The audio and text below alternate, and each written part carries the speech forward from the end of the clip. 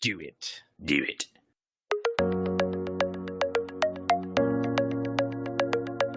Welcome to the Austin Otaku Podcast, hosted by Jesse McDonald and Keith Good.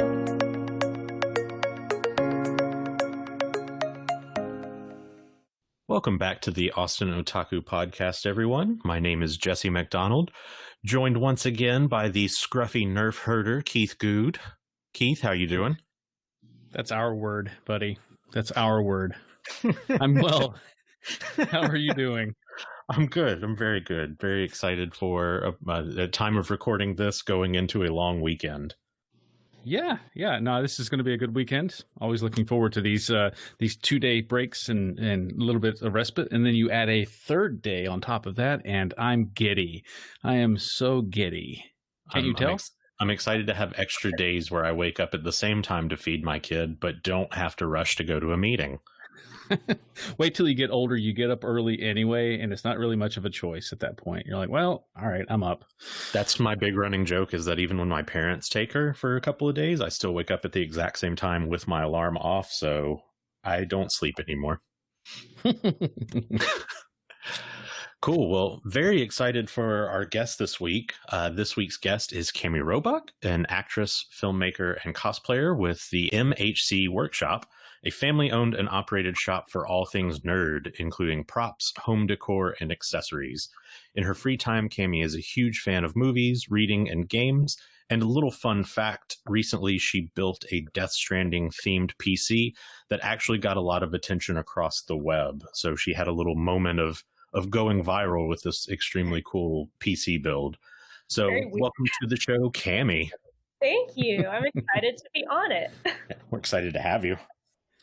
So how things been, Cam? You and I have known each other for many years. Many moons. It's been good. How have things been with you guys? Very good. Very good. Decided to use a quarantine to start a podcast, so not bad. Heck yeah. So Not bad. For our, what are we up to, 30 listeners now, Keith? So for our 30 listeners, tell us a little bit about yourself personally and professionally. All right. Well, oh my goodness, my dog wanted to tell you about it. Well, I was a professional level cosplayer for 15 years-ish. I've been attending cons for 15 years since I was like 7. And then the last half of those 15 years, I sort of pursued it at a professional level, just where I was a guest at cons and all that. And more recently, in the last 3 or 4 years, I've been making films and acting and stuff. So yeah, I think, did that cover me? I think that covered you. I like horror. I mean, that's another big thing about me. I think it's a logical progression going from cosplay to doing, your own movies now and starring in various roles. Yeah. So I think it makes a lot of sense. And speaking of which, 2 different versions of playing pretend. So. Yeah, I think so. And you just don't have the people running up to you and glomping you at cons like they would otherwise, right? Well, you get real friendly on a set really fast, which has been a fascinating thing to kind of learn. Well, speaking of that, you've actually got something coming out in October. Am I correct in that? Yes. My short film that I filmed this time last year, actually, Ghosted, I'm releasing it on my YouTube channel October 1st. And I had to wait because it's been doing festivals, which is pretty cool. So nice. Yeah. That's really good. So you did an entire movie about my dating life. That is fantastic. I mean, kind of. It is that topic of actual ghosting, so. I see. Okay. Not the figurative stuff that happens on, say Match or whatever. So that's great. That's great. Yeah. So of all of the costumes that you've done in cosplay, do you have a particular favorite that really just sort of, you were like, I hit this one out of the park and just completely dominated? Oh my God. I think I have 2 top favorites. The one that sort of, I guess it sounds really kind of cocky. The one that catapulted my cosplay career was probably my Effie trinket from Catching Fire, the second Hunger Games movie, the butterfly dress. Oh, yeah. That one really kind of put me on the cosplay map, I guess. So I personally feel like I must have killed that one. Well, and if I'm remembering correctly, I think the cool part about it was that you made the costume before the movie came out, right? Yeah, we did. And we were working on like bad pixely little like trailer stills and stuff like that. And actually I have kind of a funny story about working on that. We in looking for reference stuff, I was at Target with a friend and they had some Hunger Games like movie books. And there was one that I picked up and it had like perfect, flawless pictures of the dress we were working on. And so I picked it up and we were checking out, and the guy scanned it and kind of like, it's like, oh no. And I was like, what? And he was like, this isn't actually for sale yet. It got put out a week early by mistake. And I was like, I will pay you whatever you ask for. I need this book. And I explained to him, we were working on this costume, and I was like, I need this picture. I will do anything. You don't even have to put it through like the system. I'll pay you under the table. And he was like, well, I'll figure it out. And so I managed to get the book. But so yes, it was very weird working on it with no movie reference. And I mean, you nailed it. You absolutely nailed it. The comic shop, which is how Cami and I know each other. We frequented the same comic shop from where I'm from before I moved to Texas, which that whole group was basically like a family. We're all still very much family and connected. But I remember when that came out, when you did that initial cosplay, we were all like, holy shit, she nailed it. Movie's not even out yet and she nailed it. It was funny because I wore it to the first Pensacon in Pensacola, Florida, and I got dressed, and that morning, like first thing, we went straight to the 3 Alarm Comics booth, that's the comic shop, and no one recognized me. The people that I have grown up with didn't realize it was me until Mom and Dad came up behind me in that costume, so that was kind of funny. 100%. It was crazy. It was absolutely insane. But that's actually one of my favorites. My second one, to finish answering the question, kind of, even though we've gone way off on stuff. But the other one is Batwoman, is one of my absolute favorite. Oh, that one's good too. So. Yeah, that was really good. Yeah. And don't worry about going off the rails on the show. We go off the rails more than the Mummy and Bubba Hotep. So, you know, we live off the rails. Good. Cool. And so you mentioned, and I don't know how much you want to go into this, but I've always found this really fascinating about, you know, kind of your creative world. But you mentioned your mom and dad coming up behind you, and you come from an insanely creative family. I've never met another group of people who are a parent-child dynamic that are this creative and close to each other. Can you tell us a little bit about that kind of life and living with that? Yeah, well, my dad's a professional clown who goes under Inky the Clown, and he has been for, God, I think we're at 40 years now. That sounds right. Yeah, and my mom is an artist. She actually owns a storage facility, like daytime, but the rest of the time she's an artist. And she used to do faux painting and stuff like that, and she does everything now. Just about every craft you can think of, she has mastered and moved on to something else. Yeah, I think I either could have grown up to be an accountant, or I was going to grow up to be like an even weirder version of both of their creativity. I think it's not either way with that weirdness. So, and it's really interesting too, because the cosplay road that you kind of went down, they picked that up with you. Like, I remember when I met you and your dad, you were dressed as Hit Girl and he was Big Daddy from the Kick-Ass franchise. And I was like, okay, these two, they're just kind of hanging out together. Oh no, never mind. That is a father-daughter pair. And so they are incredible. Ages and everything. I loved those. Those are another favorite, actually, up there with Effie and Batwoman and stuff. Those were good. Thank you. Those were really, really fun. I actually got into all of the cosplay and stuff because of my mom, because she was really into comic books growing up. And she got me into comics, and I had to be Rogue from X-Men. Like I couldn't function in my life if I were not Rogue. So when I was 7, she let me, bleach the front of my hair and made me a costume and everything. So she really kind of started it. And I mean, like I said, with my dad being a professional clown, his whole career is in a costume. So as I started, cosplaying more and more stuff, I started roping him in. And he is not into comics or any of that stuff. And I just would, go into his office and be like, hey, I need you to wear this. And he was just like, okay, whatever. So any character I've asked him to dress as, he did not know until I made him put on the outfit. The okay, whatever is the most Jeff response ever. Sure. That's so funny. That is fantastic. Yeah. He's just along for the ride. As someone with a new daughter myself, I feel that vibe. I get it. Oh yeah. Just wait, she'll be dressed up eventually. So. Oh yeah, totally. Yeah, you're going to be one of the sailor characters, Sailor Mars or whatever.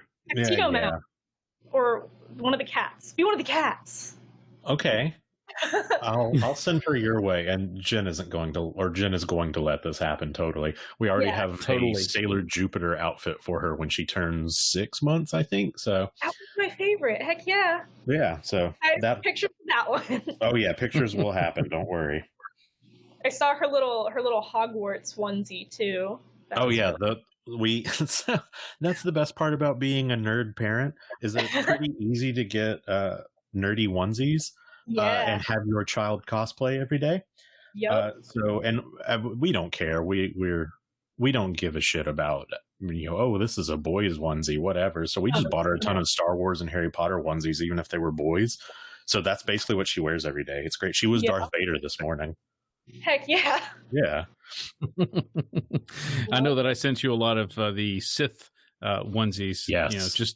I'm trying to hedge my bets with your daughter here, making sure that she goes to the right side of the Star Wars universe. So let's see. You sent one that said Daddy's Little Sith. Yep. You sent another that said I Sithed my pants. Yes. And then another that said come to the dark side. We have the best cookies, I think. We have cookies, yes. Yep. So Keith is doing everything he can to impression my daughter over to the dark side. Evil. So speaking of dark side, I had an opportunity to sort of peruse your YouTube channel, which is a lot of fun, and you've got not only the Ghosted movie coming out on October 1st, which is sort of I wouldn't call it horror per se, but it's certainly suspense. Horror comedy. Yeah. But then you've got your other sort of 12 Moon series, Sacred Moon series, which are along the occult side, which I guess some people in this country would say is the dark side. What is your attraction to those particular genres when you're doing your creative work? Oh, weird. I don't really know. I've been raised around horror and spooky stuff and weird stuff, so it just kind of all came naturally. And I think I just sort of gravitated toward horror a little more than anything else. And I really can't explain why. I guess I'm just weird and morbid. I don't know. I just really love spooky stuff. So. And we're not trying to psychologize here. We're not trying to get you to reveal some, hidden trauma or anything like that. I can get super deep and philosophical about like my horror philosophies, but I mean, we do have a time limit here. So no. That is true. That is true. A dissertation might take more than the hour prescribed for the show. Yeah.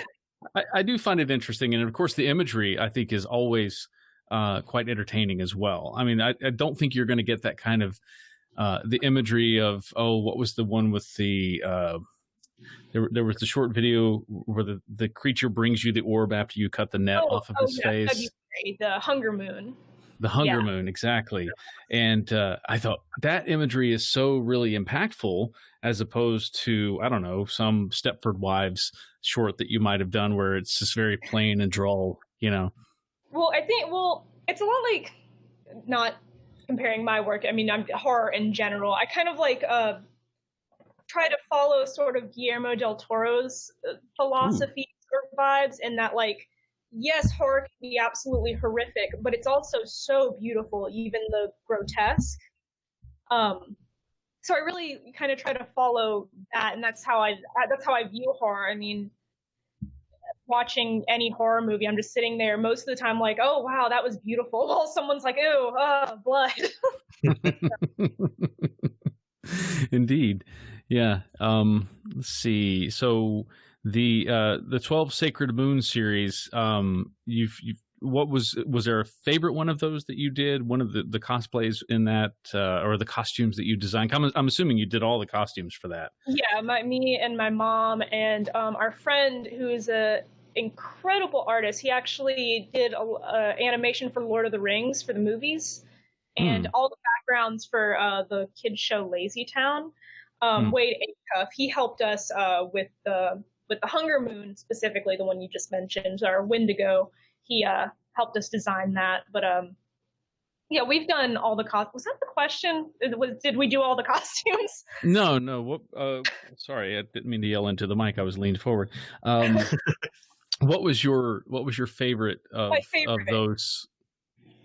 I just got completely off track talking about my friend Wade. My favorite, well, we're actually not finished with them because of COVID. We had to go on hiatus because the next several we had full casts. It wasn't just like, me and my boyfriend and Wade filming. But I think my favorite is probably a tie between February's Hunger Moon and May's Flower Moon. I don't know why. I just thought those were real pretty. The Flower Moon really reminded me of is it the movie called Solstice, I believe, that's on Amazon Prime? Midsommar? Oh yeah, Midsummer. That's right. That's right. It's about the solstice, but that really was reminiscent of that. It was heavily inspired by that. It was inspired by that, and also the Empress Tarot card in the nice. The Rider-Waite deck, which is like when you think of tarot decks, it's that deck. So the costume was done after what the Empress is wearing, basically. But it was definitely inspired by Midsummer, and also a little bit by Wizard of Oz. In the way we edited with, like, it starts out sepia, and then as the May Queen starts getting crowned, it goes to color. So yeah. That's cool. Yeah, the Rider-Waite deck is definitely the most notable of the tarot cards. Universal, I think, is probably number 2.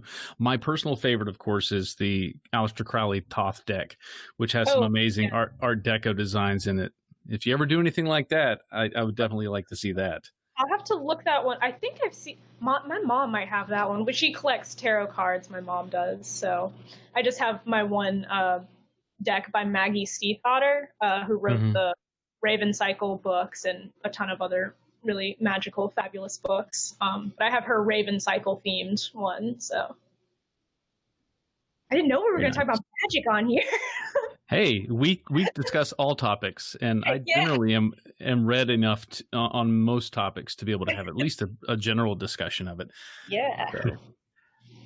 I think it's really interesting, especially talking about Midsommar, how there's more horror coming out, especially out of like the A24 group, where it's more thoughtful horror. Yes. It lives in a psychological world, but you can start going in and breaking it down of like what the actual visual representation of everything going on stands for within this greater context of the movie.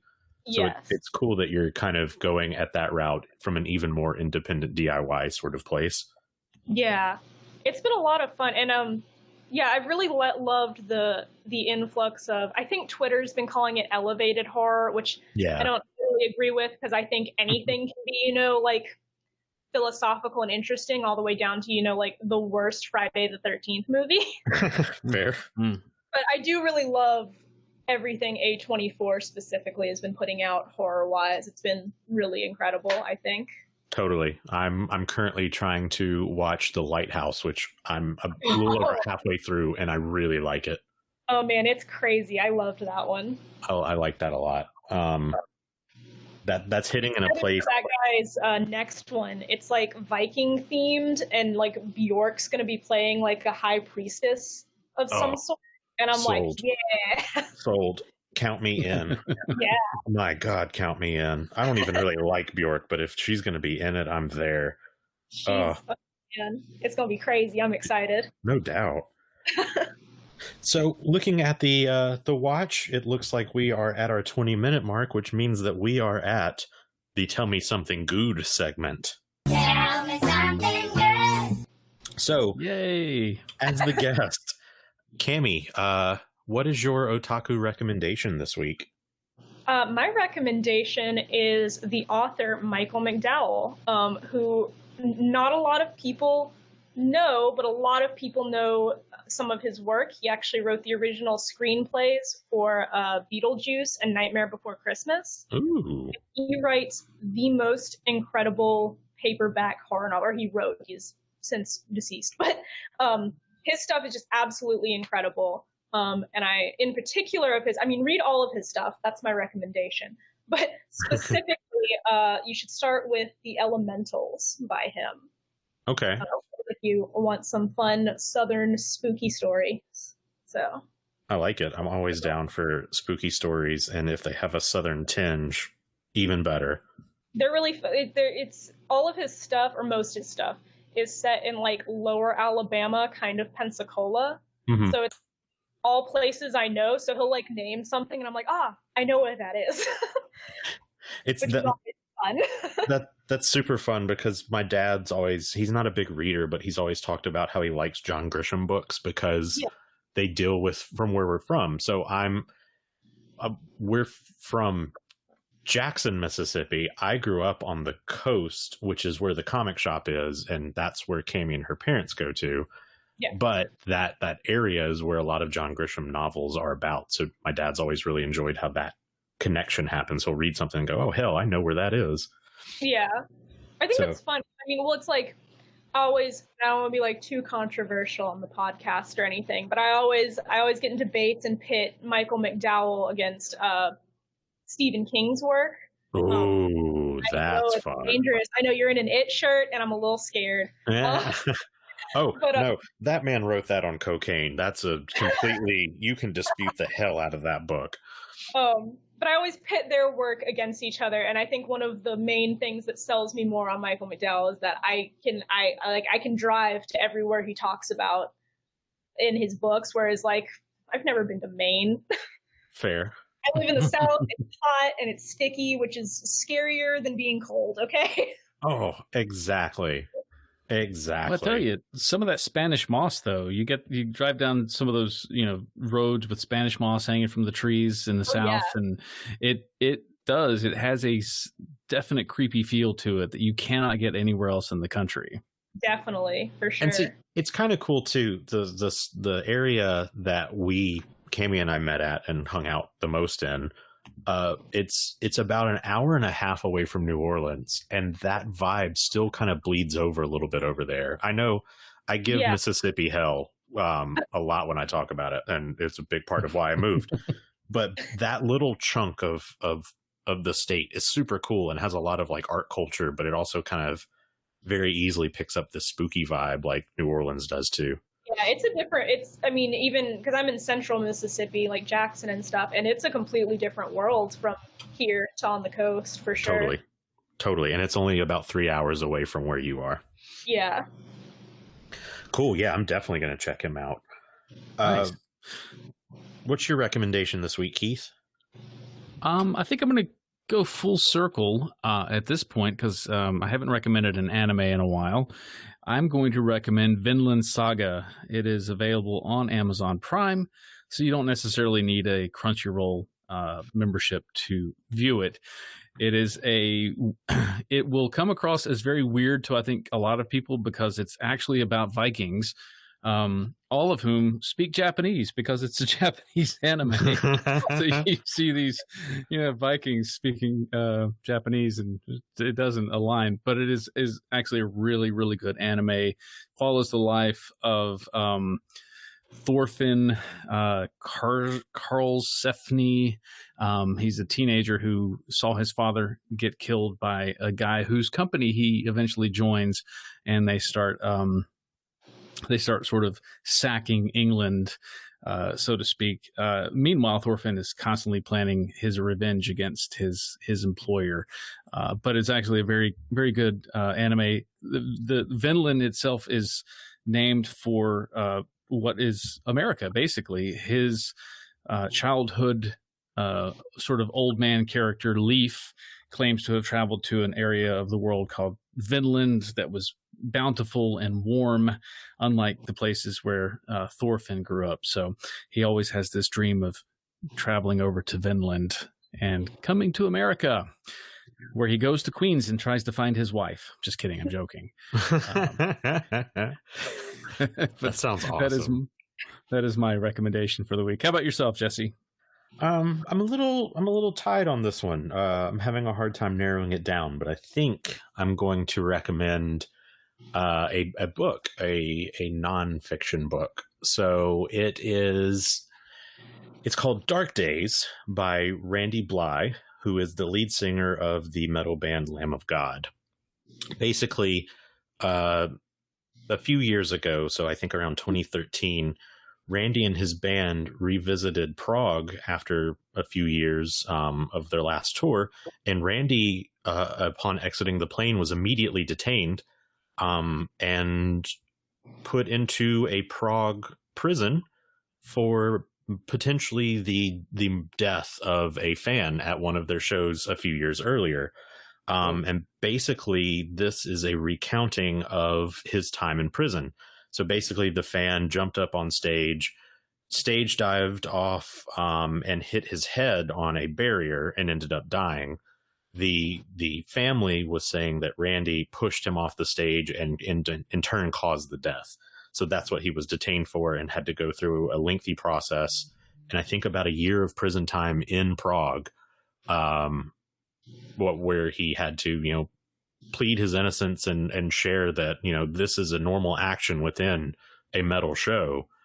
So I can't be at fault here. But it's really cool because he talks about his motivations inside and how if this really comes down to it, he's going to respect the judgment and not fight it, because if this is what the family needs for closure, then that's what he's going to do.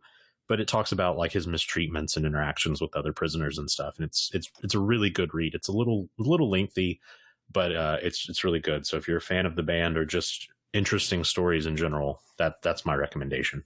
Yeah, that sounds fascinating. It's really good. Absolutely. And I'm not a big reader, but I knocked it out in about a week, and it's not like 100 pages. It's like 600, 700. That's very unlike me. Jesse always says that. He always says, I'm not a big reader, but I finished these 2 books this week. So yeah, right.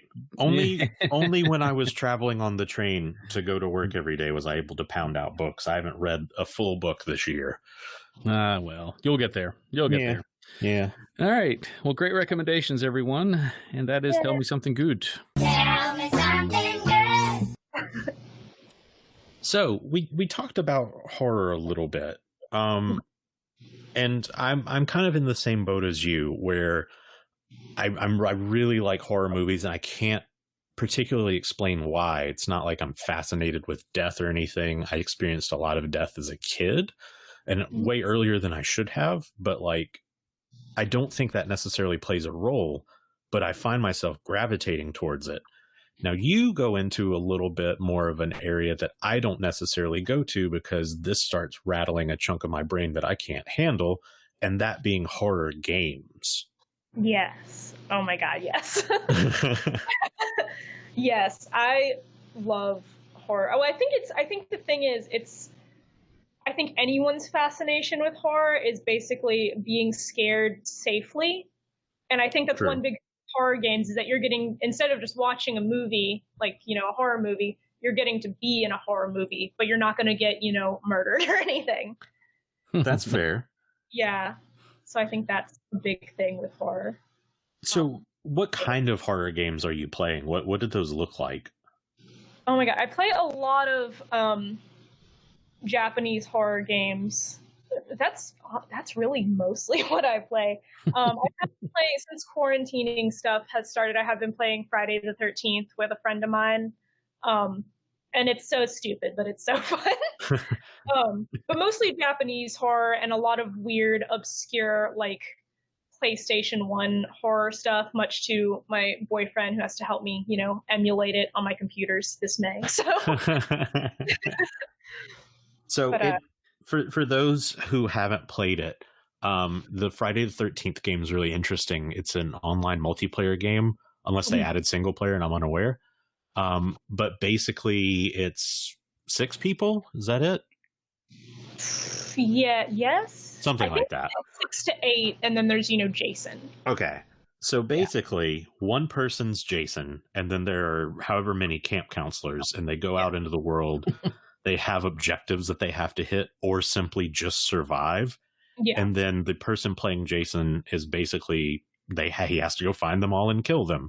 So you basically get the experience of what life is like through Jason's eyes. Yeah. And like he can teleport, but only within the confines of like a certain vicinity of a camp counselor, or, he has certain powers that he can control. It's really interesting. Well, it depends on the Jason too. Each Jason has its own different thing. So I played part 5.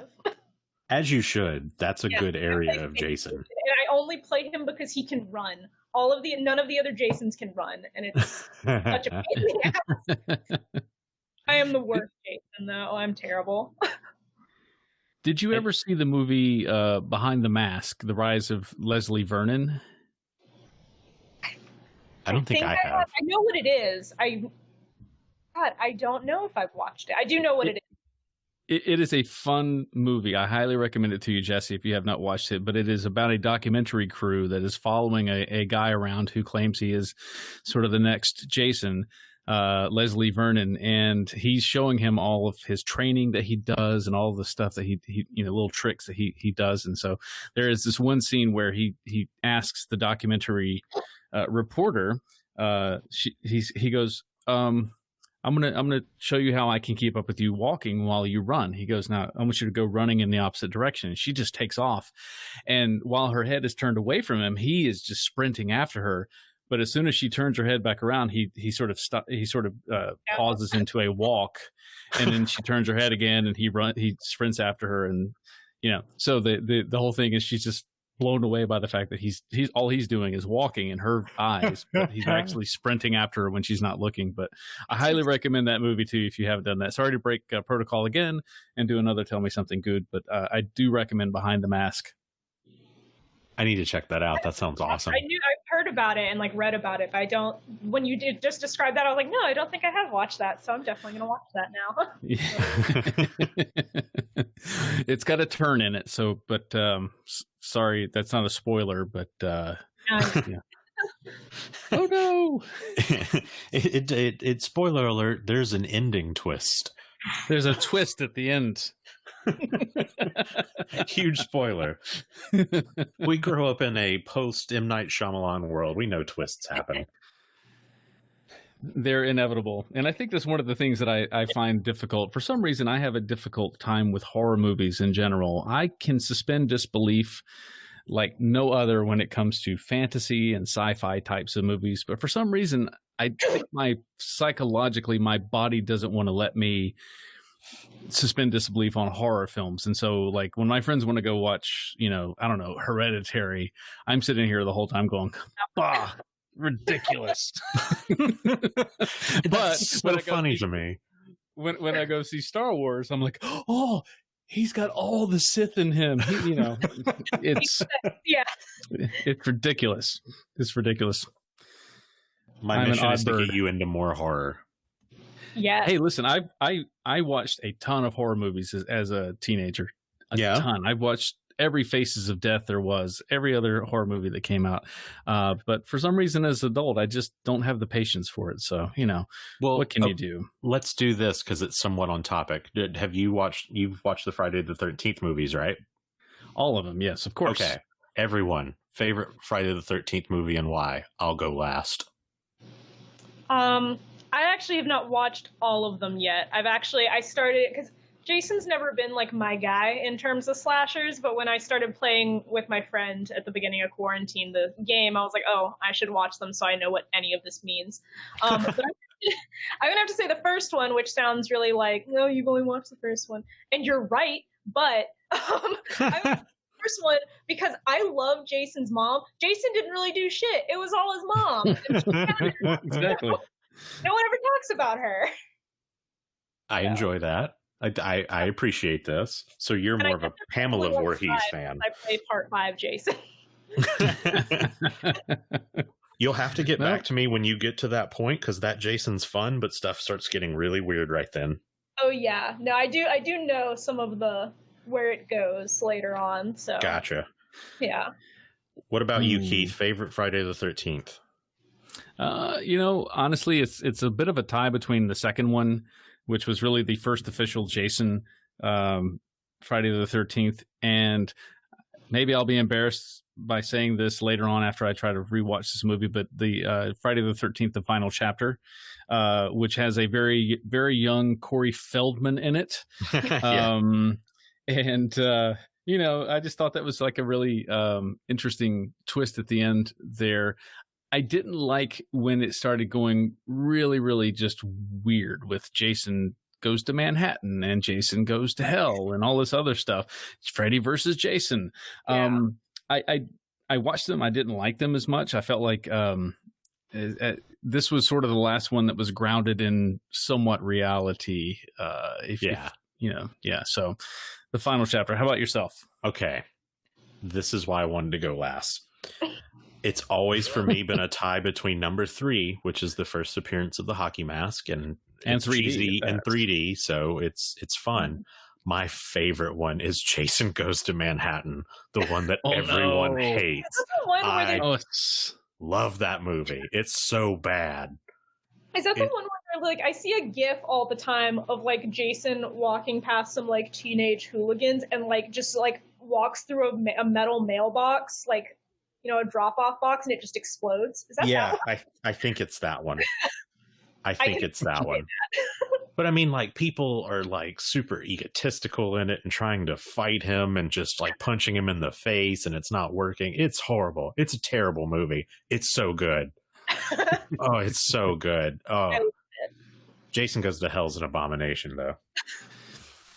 Well, I'll make one more recommendation since we're on the subject, but I would recommend checking out In Voorhees We Trust. It is a podcast that is produced by Matt Gorley, who if you've ever listened to Conan O'Brien Needs a Friend, he is the producer for that show.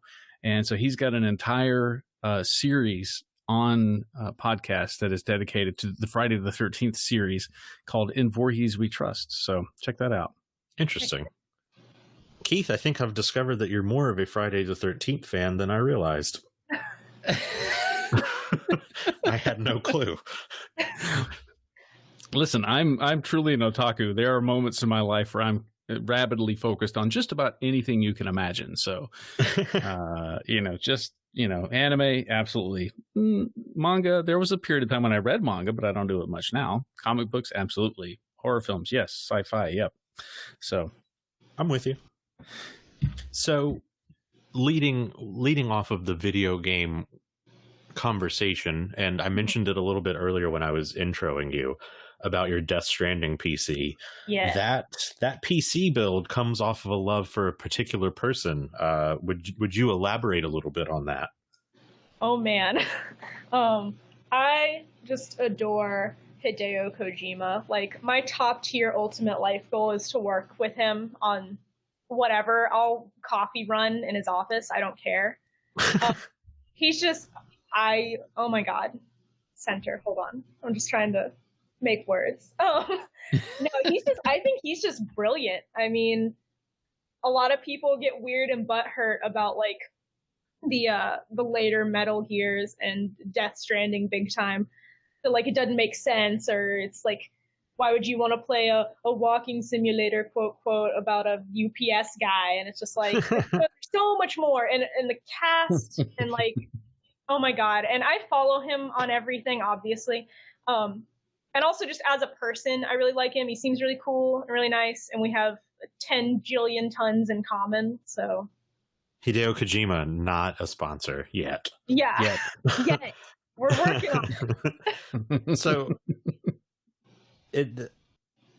It's really funny that, and that kind of, I guess, plays into what we were talking about with horror movies as well.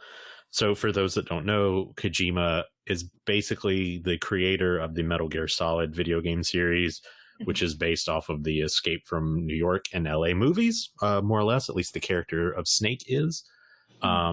Huge on the PlayStation 1 into even now the PlayStation 4 sort of I was era. gonna say pretty much all the PlayStation. Pretty much. But he worked for the company Konami. That relationship continued to sour over the years as Konami tried to control Metal Gear a little bit too much. So he broke out a few years ago and created a game that, and correct me if I'm wrong, he created PT, correct? He did. He was, oh, excuse me. He was going to be making the next installment to the Silent Hill franchise with Guillermo del Toro and Junji Ito. And they put out PT, just playable trailer, if you didn't know that. I didn't actually know that when it came out. I did not know that. I thought that was code for something that was going to be in the game, and then I was like, oh, playable trailer, makes sense. I'm today years old when I learned yeah. But they put out PT, and then, God, I don't even think it was a month after it came out that he separated from Konami, and PT got taken off of the PlayStation Store and stuff. So it was kind of like Flappy Bird, where if you had a PlayStation that had PT on yes. it, people were selling it. So. Yeah. Yep. But I mean, it's an absolutely terrifying demo, basically. It is horrific. It is crazy.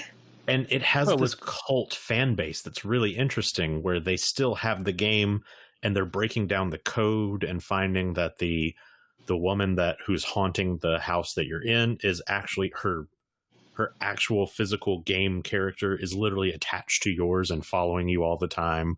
Yeah. So it's crazy. But then that evolved into what is now Death Stranding. Yes. Which is what you're talking about, which is a game with Norman Reedus in it.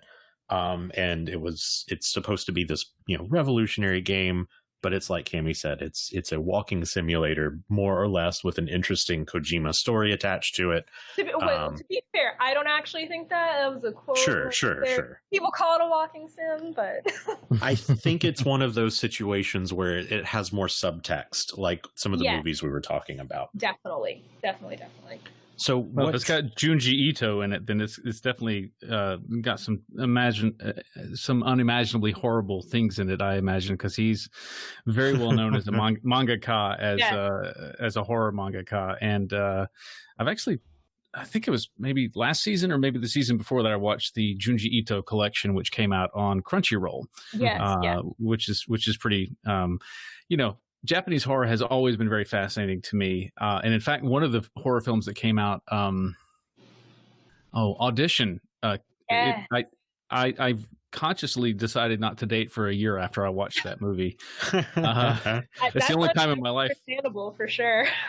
It's the only time in my life that decision was conscious. But anyway, that was it. I ghosted the world that year. Yeah. Thanks to Audition. So it's really funny that you mentioned Junji, because when I worked at Blockbuster before I kind of moved or graduated college and moved out, all that jazz, there was this we had the foreign section, which had some Japanese movies in it. And I apologize to everyone at the Ocean Springs Blockbuster. I bought all of them, so that section did not last. But one that I was not able to purchase was Uzumaki, which is based off of his manga series, which is crazy. It's about people who become obsessed with spirals, which is what Uzumaki means in Japanese. So they're just obsessed with spirals, and then spirals start taking over their bodies and stuff. It's crazy. So check out Junji Ito if you haven't. But regarding Death Stranding, because I don't know how involved he was with Death Stranding, but it does have. He was in it, actually. He has a cameo, because in Death Stranding you go to these different hubs and you deliver stuff, and you talk to a hologram of whoever is running that hub, and he's one of the people that runs one of the hubs. But other than that, he actually didn't have a hand in Death Stranding, which is surprising because the creatures in it are horrific. Yeah. Now, that game has a lot of really striking imagery, and there's one thing in particular that I'm thinking of, and it's what you've based your PC around. Yes. Can you talk about what that is and why your PC is involved with this visual? Well, it's based. My PC was built to look vaguely like a BB, which stands for Bridge Baby. And oh god, I'm trying to figure out how to describe this in without the context of the game. Basically, bridge babies are dead babies in a pod thing that the person wears and hooks up to, and it can detect the monsters in the game. And it also has a connection to this place called the Beach, which is kind of like Limbo, I think is the best way to describe it. But it's just this baby in this little orange light up pod thing, and that's what I built my computer after. We pre-ordered the special edition Death Stranding stuff, and we accidentally ordered 2, so we had an extra bridge baby floating around. So I took it apart and shoved it in my PC. And it's really funny. Like, her and her boyfriend built a PC.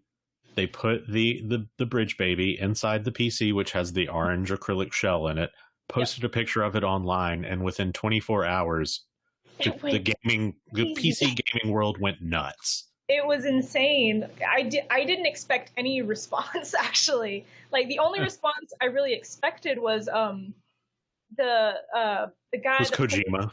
Well, yeah. Please, sir. But no, actually, I had interacted a handful of times on Twitter with the guy that plays Die Hardman in Death Stranding and the guy that does the voice of Hartman in Death Stranding. And so, I tagged them in it, and I was like, well, I know for a fact they're going to respond, because they're just 2 of the nicest dudes I've ever spoken to on the internet. They did, but then then there were articles written, and it just went crazy. I mean, you had one on Game Radar, I think, in PC World. Holy crap. Yeah, it got to, when it happened, me and my boyfriend were at work, because I work for him, at a warehouse. That's not fun. We're not going to talk about that. It's not geeky. Actually, it's very geeky. It's computers. Anyway, not talking about that. And his friend, who also works with us but not in the building, called us, and he was like, yo, I just saw your computer on blah blah blah, whatever sites he follows, and we were like, what? So it was a crazy day and a half. That's so funny. I can't even imagine building a PC with just a bizarre fun gimmick like that, and all of a sudden my Twitter's blowing up because there's articles about me. Yeah, and I'm sitting here considering building my next system, because I generally when I have a desktop, I've built it. It's not, I don't like to buy desktops. Yeah. So now I've got to think about some interesting things I can do with my build. Gotta do something crazy. Same. I've been thinking about building one myself. My wife built one, or had someone build the specs that she provided when quarantine first started. So she was like, oh, I'm going to use this time to game whenever the kiddo's asleep. And then it took 3 months for the PC to get here, and she was off maternity leave. So so that didn't work out. I cheated when I built mine, because it was all my boyfriend's old parts, because he upgraded. So I got basically the inside of his old computer, and he replaced everything. So I kind of felt like I cheated, because I remember him waiting for forever for, parts to restock or something to come out and all this. And he was just like, here's this, put it together. And I was like, okay. And it took a day. And then you got a bunch of news coverage. And then, of course, during the pandemic, at least at the early part of the pandemic, everyone was doing this. Everyone was buying up computer parts and building better systems, since they were home more often. And there was this, of course, a shortage of certain components. Now I think it's the supply lines have picked back up, and it should be even back out a little easier. Yeah, I hope so, because I really need to get this done. My older system, I built it in 2010, so it's 10 years old. And it's done really well. It still has a disk drive, doesn't it? Well, are you talking about the storage drive? Yeah, I do have a disk storage drive because it was like 5 terabytes. But No, yeah. I meant like a physical No, like you put a CD disc drive. in. Yeah. It does. Yes, it has a CD drive in it. Yeah. That's what's up. I'm trying to think if I put a 3.5 in there or not. Oh my God! If you did, No, I didn't. That. Oh, sir.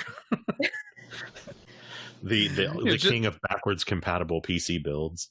Exactly. Just in case Windows ever started pushing out updates and huge boxes of 3.5-inch floppies. Didn't their new flight simulator game? Can't you buy that on like 100-something floppy disks or something? Oh my God! Am I making that up?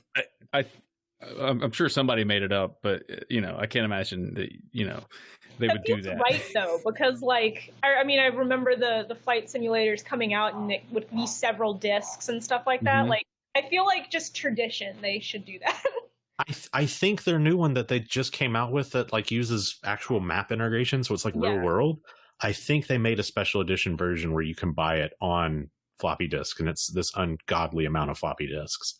I love it. I mean, if you think about it, like even like electric cars are judged based on their horsepower. Okay, we haven't used horses in how long, and we're still judging cars on horsepower. So why not judge like how big a file is based on the number of floppies it would take? Totally, I completely agree. That's a 1,000 floppy game that you're playing there, isn't it? Screw bits, screw bytes, screw terabytes.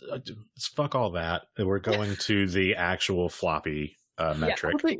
Even the Falcon launch, the rockets coming out of SpaceX, right? They will tell you how many horsepowers those rockets are. Horses haven't gone to space. Horses aren't going to the moon. I mean, can you really line up 20,000 horses and have them jump into space? No, you can't. You can't. But yet we do it. It's an inaccurate measure. They're deceiving us. True Darksiders. So, the Matrix. It looks like we are at the lightning round. Ooh, lightning round. All right, this is our segment of the show where we ask the exact same questions of every single guest. And who knows what this will accomplish, but we do it anyway because we like to say lightning, and then we have the crackle of lightning. So, all right. And are you ready for the lightning round, Cami? Yes, go for it. All right. How do you think your hobbies have contributed to your success in your full-time work? Well, I don't think I would be able to do more than half of the stuff I do on my films if I hadn't cosplayed for the number of years that I have. I mean, I can do all my effects on my own without having to get too many other people involved. I can do some computery stuff from, editing pictures and doing whatever. So I think without having cosplayed, I wouldn't be where I am right now, being able to do what I'm doing. So nice. I think that answered it. Yeah, absolutely. If you could be, now this may be difficult because your hobby is being fictional characters, but if you could one fictional character, who would it be? I would probably definitely, well, I'm already basically there. I would want to be Blue Sergeant from Maggie Stiefvater's The Raven Cycle series. She's just this little punk-ass kid who makes all her own clothes and hangs out with a bunch of prep school boys and gives them just so much shit all the time. And she lives in a house full of sidekicks, but she's the only one that's not sidekick. And she's just a badass. I love her. And I mean, I'm basically already halfway to being her, so. Very good. And finally, what other interests would you like to pursue if time wasn't a constraint? Ooh. Oh my God, I don't know, because I kind of, if anything catches my fancy, I try to do it, like, no matter what. Oh my God, I don't know. Well, actually, recently I've gotten really invested in watching videos about two different things, not together, about ballet and jujitsu. So I guess if we weren't in the middle of a pandemic and I could go places, I would want to do those two things. So. No, okay, so you would be the female Jean-Claude Van Damme. Gotcha. Yeah. Yep. Totally. Get your hips surgically broken. Great. Well, thank you. That was a great lightning round. So it's looking like we're about at time. But if anyone wanted to kind of take a look at your past cosplay experiences or watching your films, where would one do that, Cami?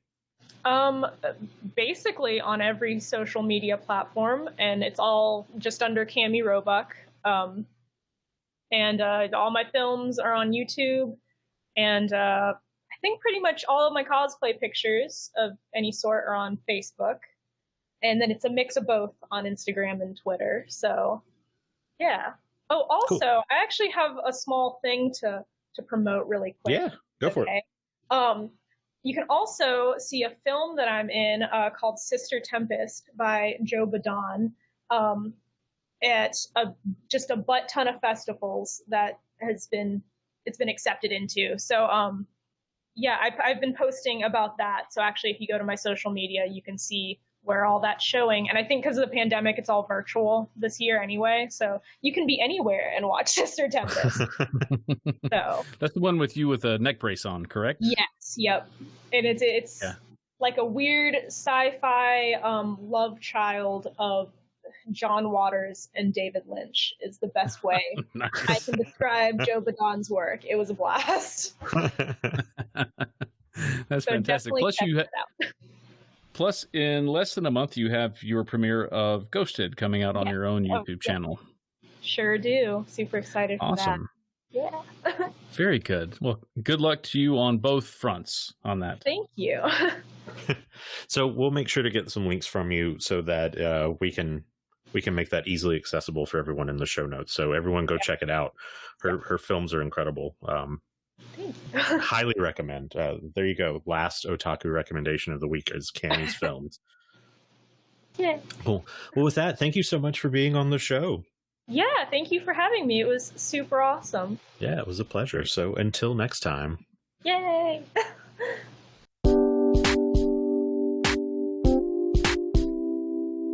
This has been the Austin Otaku Podcast.